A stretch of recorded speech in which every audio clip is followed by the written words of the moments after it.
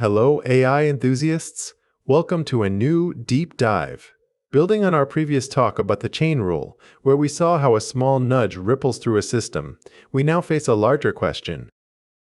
Most videos on the gradient show you a 3D mountain, but skip the flat coordinate perspective.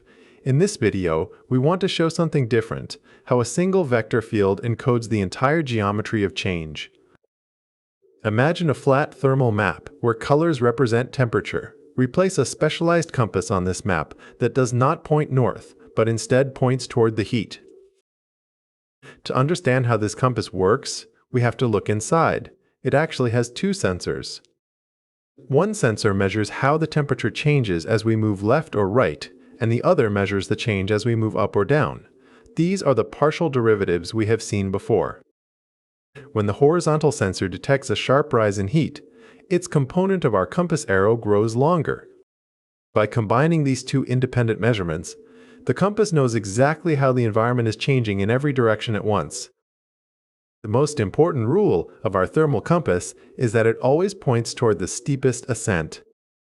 If you are standing on the map and want to get warm as quickly as possible, you simply follow the arrow. This vector is the mathematical equivalent of asking, in which direction is the slope the most aggressive?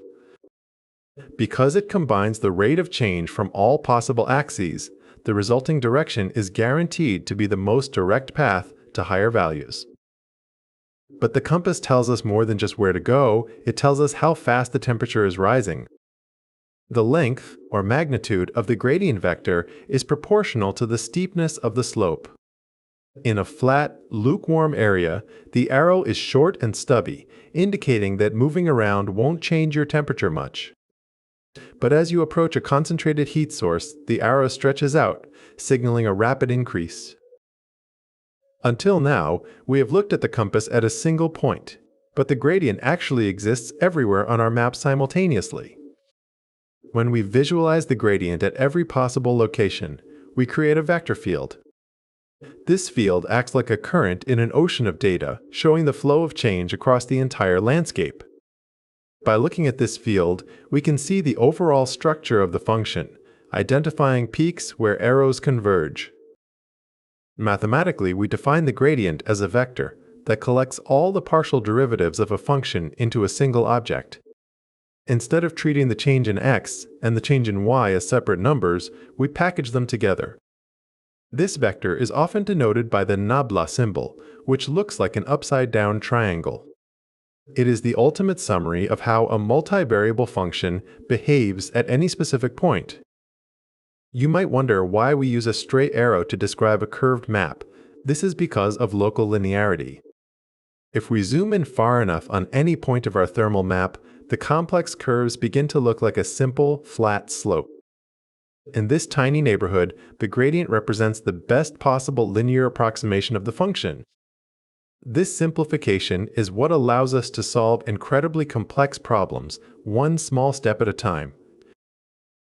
The gradient is also a multi-tool for calculating change in any direction, not just the steepest one. If you decide to walk in a direction that isn't toward the heat, the gradient can tell you how much warmth you will gain. By comparing your chosen direction to the gradient vector, we calculate the directional derivative. The gradient contains all the information needed to predict the slope of any path you could possibly take. Think of it like a hiker following a trail in the dark, using only our compass. By constantly adjusting their path to match the direction the arrow points, the hiker will eventually reach the peak. This process of following the gradient is the foundation for many optimization algorithms. It turns a complex search problem into a simple matter of following the local current. Of course, the gradient itself changes as you move. In some regions, the compass needle might spin rapidly as you cross a ridge. While the gradient tells us the first-order change, observing how it evolves gives us a deeper look into the second-order structure. To summarize, the gradient is the ultimate compass for mathematical landscapes. It is a vector that points in the direction of the greatest increase and whose length tells us how steep that increase is. By collecting every partial derivative into one package, it provides a unified description of change. Whether you are navigating a map or a neural network, the gradient tells you exactly which way is up. Now that you can read the compass, you are ready for the next challenge. While the gradient always points uphill, the shape of the landscape itself determines if we will ever reach the optimal point.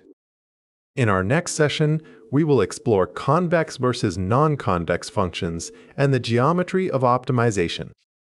If you found this visual perspective helpful, subscribe and join us for the next one. See you there! Subscribe for more deep dives into the beauty of mathematical vectors.